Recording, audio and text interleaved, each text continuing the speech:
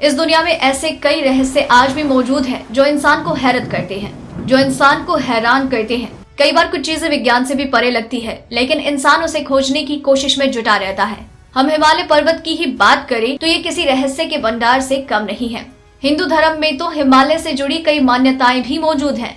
हिमालय की इन्हीं वादियों में मौजूद है ज्ञानगंज मठ का भी रहस्य। ऐसी मान्यता है कि ज्ञानगंज मठ में केवल सिद्ध महात्माओं को ही जगह मिलती है और कोई भी आम इंसान वहां नहीं पहुंच सकता। हिमालय में तिब्बत और अरुणाचल प्रदेश के बीच मौजूद इस जगह को शांग्रीला, संभाला और सिद्धाश्रम भी कहा जाता है।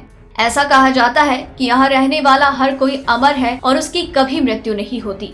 दरअसल ऐसी मान्यता है कि यहाँ पहुँचे वस्तु या व्यक्ति का अस्तित्व दुनिया से खत्म हो जाता है। इस घाटी में काल यानी समय का असर नहीं है, इसलिए वहाँ मन के विचार की शक्ति सहित शारीरिक क्षमता और मानसिक चेतना बहुत बढ़ जाती है। एक खास बात ये भी है कि ज्ञानगंज मठ असल में कहाँ है, इसकी जानकारी ठीक किसी को नहीं है।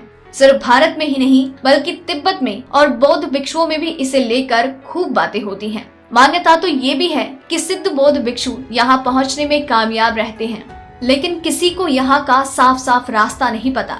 इस ज्ञानगंज मठ के बारे में कहा जाता है कि यहाँ ऋषि मुनि तपस्या में लीन रहते हैं। कई लोगों ने अपनी किताबों में इस रहस्यमयी घाटी का जिक्र किया है। कई लोग तो ये भी कहते हैं कि इस घाटी का संबंध सीधे दूसरे लोग से है। कहते तो ये भी हैं कि चीन की सेना ने कई बार इस जगह को तलाशने की कोशिश की, लेकिन वो नाकाम रहे।